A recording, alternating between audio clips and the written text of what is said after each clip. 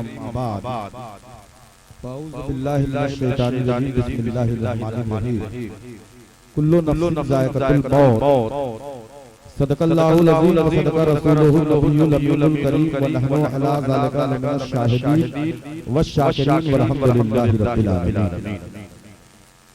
अल्हम्दुलिल्लाह आली जनाब इलियास खान साहब और उनके तमाम बिरादरान, इसरार खान साहब और तमाम बिरादरान ने बहुत खूबसूरत नबी की महफिल को सजा दिया है। ये ज़र्फ की बात है। यूं तो रत्ताह शरीफ में पूरे कमसार में सबसे ज्यादा मिलाद और कुरानी दारुल उलूम तेजिया शम्सुल उलूम बानिया मदरसा सरकारे शम्सुल मशाइख सूफी शाह शम्सुद्दीन खां अलैहि रहमतुर रिज़वान का ये फैज़े आम है कि यहाँ सबसे ज्यादा मिलाद और कुरानी और अकीदे और नज़रिए की इस्लाह मदारिस इस्लामिया से हुआ करता है। और इंशाअल्लाह मुस्तक़बिल में यानी कि फ्यूचर में भी होता रहेगा। तूफान भी कर रहा था मेरे अज़्म का तवाफ। एक शायर ने कहा कि तूफान भी कर रहा था मेरे अज़्म का तवाफ, दुनिया समझ रही थी कश्ती भंवर में है। तूफान भी कर रहा था मेरे अज़्म का तवाफ, दुनिया समझ रही थी कश्ती भंवर में है। तो हज़रात मोहतरम, मैंने इसाले सवाब की ये महफिल है, बहुत खूबसूरत इन्होंने इस महफिल को सजाया है और अल्हम्दुलिल्लाह कहीं बाहर से लोग नहीं हैं, आप बखूबी इसको महसूस कर रहे होंगे कि कुछ तो जरूर फर्क है इस महफिल में। बहरहाल मुद्दा इससे नहीं है, मकसद सिर्फ इस बात की है कि आदमी अगर सलीका रखे, इसमें मकसद है, कोई तारीफ की बात नहीं। कुरान पाक में सबसे पहली जो आयत है वो अल्हम्दुलिल्लाहि रब्बिल आलमीन है, जिसका माने होता है सारी तारीफ अल्लाह के लिए है जो आलमीन का रब है। ये और बात है कि हम कुरान के ताक में रखे हैं, कुरान को मरने के बाद इसाले सवाब की गरज से पढ़ा करते हैं। कुरान देखना पढ़ना सवाब है, लेकिन मकसद कुरान क्या है, कुरान के पढ़ने का मकसद क्या है, कुरान की तिलावत का मकसूद क्या है, हमें ये जानना होगा। अगर मकसद से हम गाफिल हैं तो सवाब तो हमें मिलेगा, लेकिन हिदायत से खाली होंगे। हिदायत और सवाब, चूंकि कुरान जब पढ़ेंगे तो सवाब बिलाशुबा कलाम इलाही है, खुदा का कलाम है, वो सवाब मिलेगा। लेकिन कुरान पढ़ने का जो मकसद है वो मकसद हिदायत हासिल करना है। कौन वो कलमा गो होगा दुनिया में, कौन वो नबी का नाम लेवा होगा जो खुदा के बराबर किसी को बताएगा, इसलिए कि नबी बताए कि खुदा के बराबर कोई नहीं।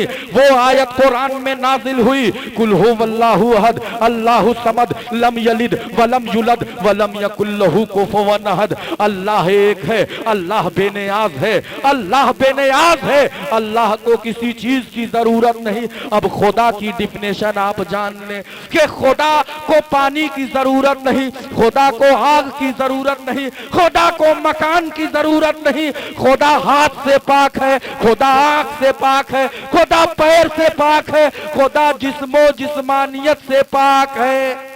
सुभान अल्लाह तो कहिए, खुदा हर चीज से पाक है। ये खुदा की डिफिनेशन है, आज आप जान लें। खुदा का हाथ नहीं, खुदा का पैर नहीं, खुदा का सर नहीं, खुदा की आंख नहीं, लेकिन सारी कायनात पर खुदा देखता है, सारी कायनात पर खुदा की हुकूमत है, सारी कायनात पर खुदा की पकड़ है, सारी कायनात को खुदा ने बनाया है, जमीन और आसमान को खुदा ने दिया है, हवा खुदा के दम से, पानी खुदा के दम से, आग खुदा के दम से। आग में जलने की सलाहियत खुदा खुदा ने अता किया। पानी में तासीर की सलाहियत खुदा ने अता किया। दरख्तों को बढ़ने की सलाहियत खुदा ने अता किया।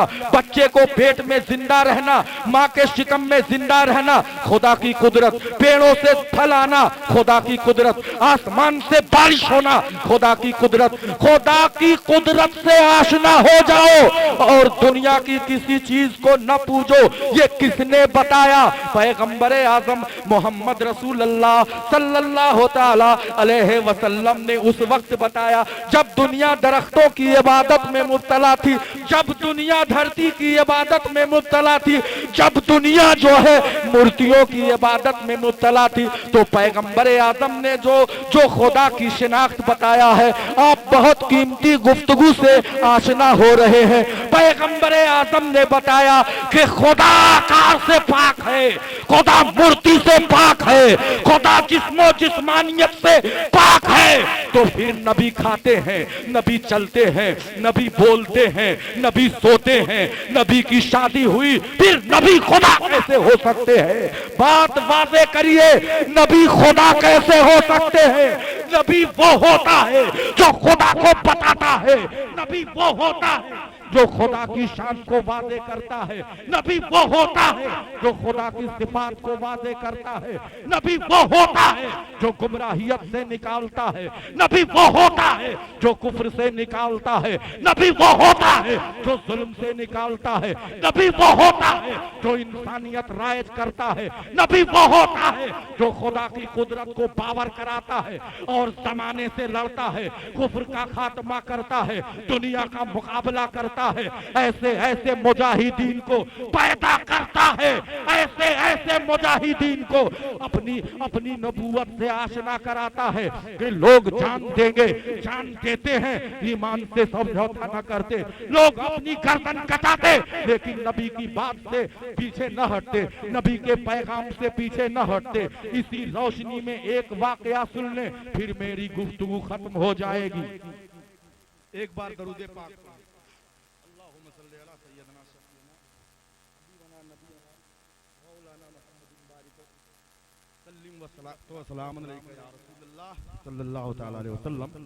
बस एक बात की, दीन क्या है?